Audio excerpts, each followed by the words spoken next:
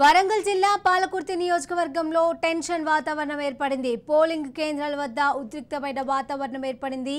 Congress BRS కార్యకర్తల మధ్య ఘర్షణ తలెత్తింది. పరస్పరం దాడులకు దిగారు. దీంతో పోలీసులు రంగప్రవేశం చేసి పరిస్థితిని అదుపులోకి తెచ్చేందుకు పోలీసులు ప్రయత్నం చేశారు. రాయపర్తి మండలం మైలారంలో పోలింగ్ బూత్ పరిశీలనకు వెళ్లిన ఎర్రబెల్లి దయాకర్ రావును గ్రామస్తులు అడ్డుకున్నారు. ఇరు వర్గాల మధ్య ఘర్షణ నెలకొంది. తోపులాట జరిగింది. దయాకర్ రావు గో బ్యాక్ అంటూ నినాదాలతో ఓటర్లు హోరెత్తించారు. పోలీసులు రంగప్రవేశం చేసి లాఠీ చార్జ్ చేశారు. దీంతో ఇద్దరికి గాయాలు కాగా ఆసుపత్రికి తరలించారు.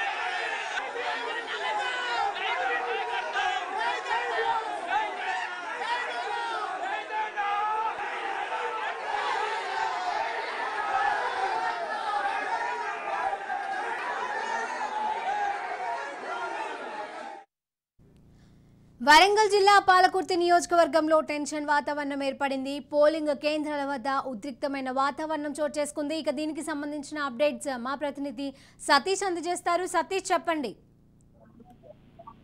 శిరీష, పాలకుర్తి నియోజకవర్గంలో ఉద్రిక్తమైనటువంటి వాతావరణం నెలకొంది. పలు చోట్ల మంత్రి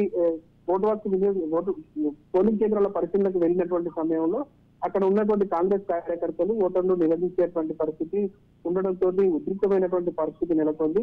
మొత్తానికైతే పాలకుర్తి నియోజకవర్గంలో టెన్షన్ వాతావరణం ప్రతిచర్య నెలకొన్నటువంటి పరిస్థితి. పోలీసులు లాఠీ చార్జీలు చేసేంత వరకు కూడా అక్కడ పరిస్థితి రావడం తీవ్రతకు దారితీసింది.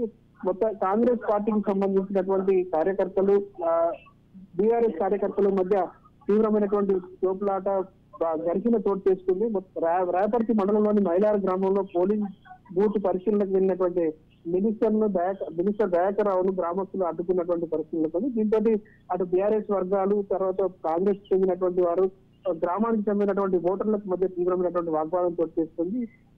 గో బ్యాక్ అంటూ నినాదాలు చేయడంతో అక్కడ పరిస్థితి తీవ్ర రూపం దాల్చింది. ఆ పోలీసులు రంగప్రవేశం చేసి తీవ్రంగా లాఠీ చార్జ్ చేసేటువంటి పరిస్థితి. ఒకరిపైన ఒకరు పడి పరస్పర దాడులు చేసుకోవడంతో అక్కడ పరిస్థితి ఉద్రిక్తంగా మారింది. పోలింగ్ కేంద్రం వద్ద పరిస్థితి ఉద్రిక్తంగా మారడంతో పోలీసులు రంగప్రవేశం చేసి లాఠీ చార్జ్ చేయాల్సినటువంటి పరిస్థితి వచ్చింది. అటువంటి క్రమంలో పోలీసులు లాఠీ చార్జ్ చేసి పరిస్థితిని అదుపులోకి తీసుకొచ్చిన తర్వాత ఆ పోలింగ్ కేంద్రాల వద్ద వాతావరణం కొంత ప్రశాంతంగా మారిందని చెప్పుకోవచ్చు.